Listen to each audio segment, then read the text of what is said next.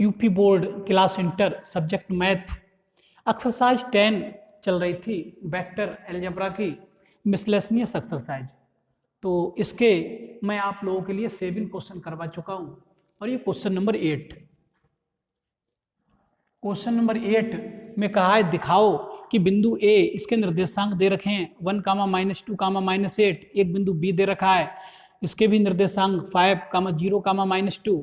एक C point दे रखा है, इसके कोऑर्डिनेट दे रखे हैं 11, 3, 7। संरेख है, ये तीनों बिंदु संरेख हैं। एक तो ये दिखाना है, दूसरा ये दिखाना है और बिंदु बी द्वारा एसी को विभाजित करने पर अनुपात भी ज्ञात करो। तो हमें ये अनुपात भी ज्ञात करना है, बी ए सी को किस अनुपात में विभाजित कर रहा है। ये 3 बिंदु दे रखे हैं। एक बिंदु ए दे रखा है, ये इसके निर्देशांक हैं, ए पॉइंट के निर्देशांक हैं 1, -2, -8। और एक बी पॉइंट है, इसके निर्देशांक दे रखे हैं 5, 0, -2। एक सी पॉइंट दे रखा है, इसके निर्देशांक हैं 11, 3, 7। तो हमें यह दिखाना है कि ये बिंदु संरेख है। तो सबसे पहले मैं सदिश ए बी की बात कर रहा हूं। सदिश ए बी, अगर ए बी हम निकालें यहां से तो ए बी का जो मान होगा वो बी के पोजीशन वेक्टर में से ए का पोजीशन वेक्टर कम हो जाएगा। तो यहाँ से इन 5 में से 1 कम होगा, तो यहाँ से 4i, 0 में से -2 तो +2j, और -2 में से -8 तो +6k। तो ये सदिश ए बी का मान मिलेगा। इसका हम परिमाण भी निकाल सकते हैं, सदिश ए बी का परिमाण। तो सदिश ए बी का जो परिमाण होगा वो होगा रूट, यहाँ से 4 चौक 16 +2 दूनी 4 और +6 छीं 36। तो ये मिलेगा 36 और 4 40, 10 50, 6 56 और रूट 56। ये सदिश ए बी का परिमाण मिलेगा। ठीक, अब मैं यहाँ से बी सी का परिमाण निकालूंगा। तो बी सी का परिमाण कितना होगा तो ध्यान दें। तो इसका जो परिमाण होगा वो बी सी का, तो सबसे पहले मैं वेक्टर बी सी निकालूंगा। जो सदिश बी सी है उसका मान क्या होगा, सी के पोजीशन वेक्टर में से बी का पोजीशन वेक्टर घटेगा। तो सी का पोजीशन वेक्टर में से बी का घटेगा, तो 11 में से 5 यहाँ से कम हो जाएंगे, तो ये 6i मिलेगा। 11 में से 5 घट जाएंगे तो 6, 3 में से 0 कम हो जाएगा, तो ये प्लस के 3j ही रहेंगे। और के लिए 7 में से -2 कम हो जाएंगे, तो -7 और +2 हो जाएंगे, फिर ये 9 हो जाएंगे, +9k। तो ये BC आया निकल के। मैं BC का परिमाण भी निकाल रहा हूँ। BC का परिमाण थोड़ा ऊपर लिख रहा हूँ इसे, ध्यान दें। तो BC के अगर परिमाण की बात करें हम, तो BC का परिमाण होगा रूट I का गुणांक यहाँ से 6 छीं 36 प्लस J का गुणांक यहाँ से 3 3 9 और ये 9 9 81। तो ये BC का परिमाण आ जाएगा निकल के। तो ये आ जाएगा 9 और 1 10 और 6 16, 8 3 11 और 1 12। तो ये BC का परिमाण निकल के आएगा। रूट इसका रूट निकाल ले रहे हैं, अलग थोड़ा सा हल करके देख ले रहे हैं। 2 से काट रहे हैं, 2 6 12, 2 3 6 और 3 से काट दे रहे हैं, 3 दूनी 6, 3 एकम 3, 3 7 21 और 7 एकम 7। तो यहाँ से इसका रूट आ जाएगा। इसे ऐसे लिख सकते हैं हम 7 दूनी 14 और × 9। ठीक, तो BC का जो परिमाण होगा इसका रूट तो आ जाएगा 3 और इसका निकलेगा नहीं, तो ये 3 √14 आ जाएगा इसका परिमाण। ठीक, अच्छा इसको भी थोड़ा हल कर दे रहे हैं 56 के लिए। इसे अगर हम देखें तो इसे ऐसे भी लिख सकते हैं 14 चौका 56, तो 2√14 ये आ जाएगा। इसका हल आ जाएगा 2√14। ये परिमाण आया है ए बी का निकल गए, और ये बी सी का परिमाण आया है निकल गए।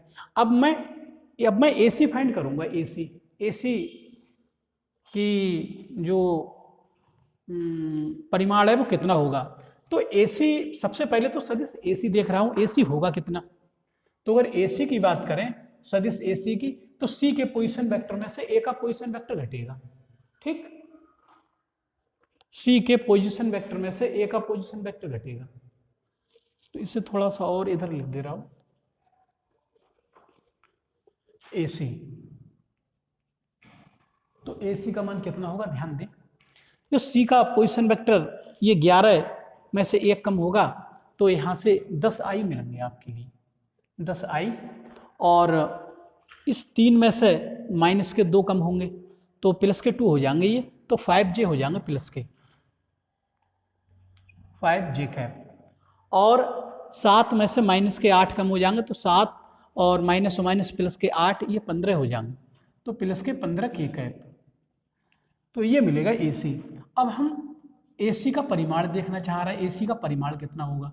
AC का परिमाण होगा रूट, यहाँ से हो जाएंगे 10 ढाई 100 प्लस 5 पंजे 25 प्लस 15 15 225।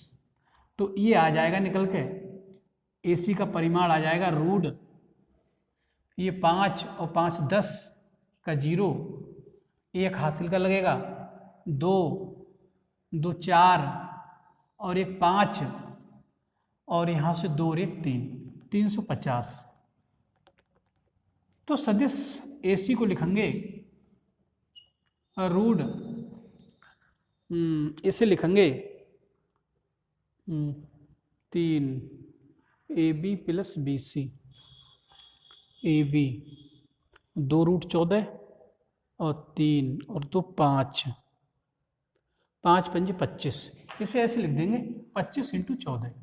देखो गुणा करके दिखा दे रहा हूँ, 25 चौका 100, हासिल 10, 25 कम 25 और 10 35। ठीक है, तो ये AC का परिमाण आ जाएगा निकल के, सदिश AC का परिमाण आ जाएगा। 25 का रूट तो 5 आ जाएगा, 14 का निकलेगा नहीं, तो ये आएगा।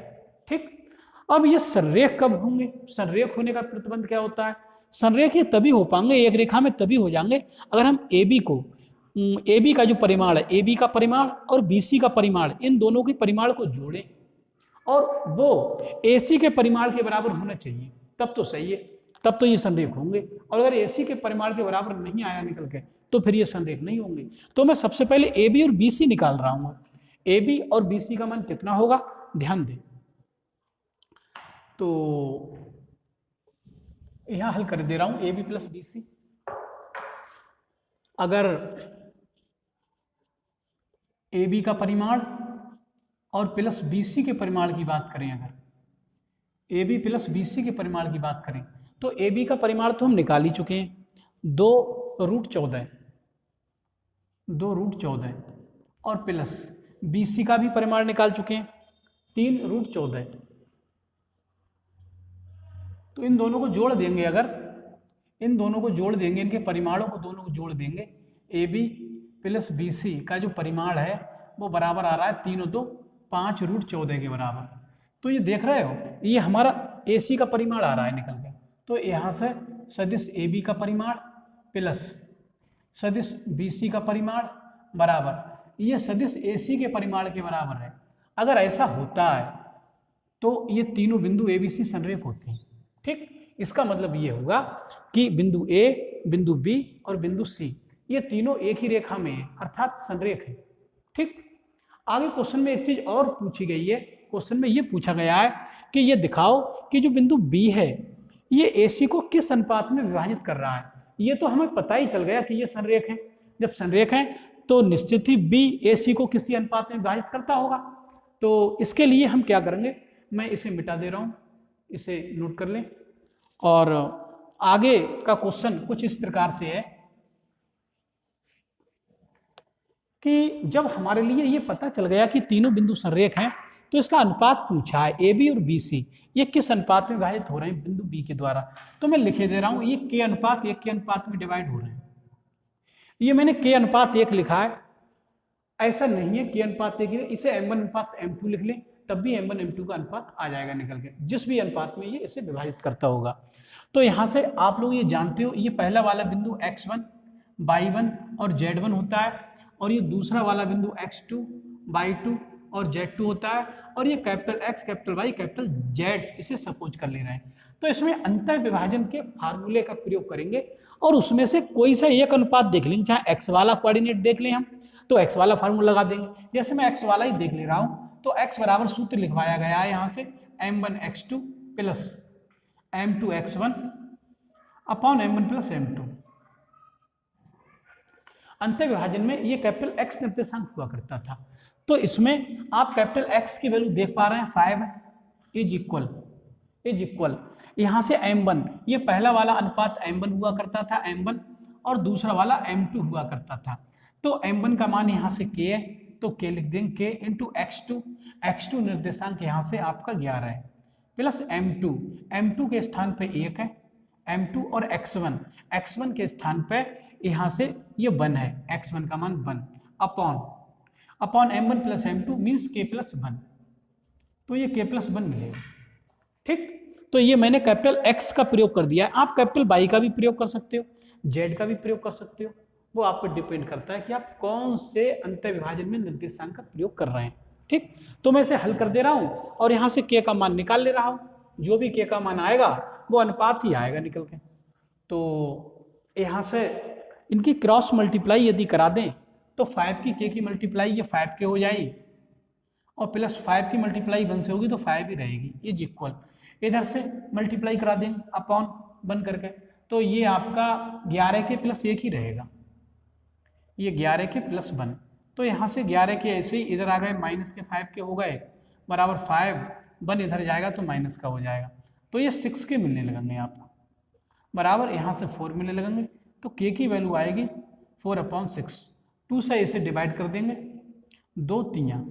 ठीक, तो k का मान 2/3 आ जाएगा। अनुपात क्या था इसका, विभाजित करने वाला जो अनुपात था वो था k रेशियो 1, k और 1 के रेशियो में था ये, तो k अनुपात 1 ये आपका अनुपात है जिस अनुपात में विभाजित करेगा ये, तो k अनुपात 1 के अनुपात में विभाजित करेगा, k का मान रख देंगे, k का मान यहाँ से 2/3 अनुपात यहाँ से 1।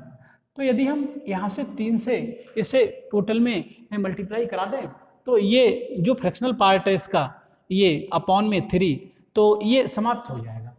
ये जो फ्रैक्शन है, ये जो भिन्न है, भिन्न का यदि हम ये डिनोमिनेटर को समाप्त करना चाहें तो 3 से इसमें मल्टीप्लाई करा दें, तो मैं 3 से मल्टीप्लाई करा दे रहा हूँ, 3 से मल्टीप्लाई होगी, 3 से 3 कैंसिल, यहाँ से 2 मिलने लगेंगे, अनुपात तो 3 एकम 3, तो ये रिक्वायर्ड अनुपात आ जाएगा, निकल गया आपका 2 और रेशियो 3। तो यहाँ से ये बी पॉइंट जो है वो AC को 2:3 के अनुपात में अंतर विभाजित करेगा। तो मैं समझता हूँ ये क्वेश्चन भी कोई खास क्वेश्चन नहीं था, ये आप लोगों की समझ में आ चुका होगा। इस वीडियो में इतना ही, वीडियो को लाइक कर दें, चैनल को सब्सक्राइब कर लें और मेरे द्वारा पढ़ाई जाने वाली इस वीडियो को यार दोस्तों में भी शेयर कर दें, जिससे गरीब और कमजोर वर्ग के छात्र भी इस निःशुल्क शिक्षा से लाभान्वित हों और भविष्य में एक अच्छे गणित छात्र के रूप में जाने जा सकें। इस वीडियो में इतना ही, धन्यवाद।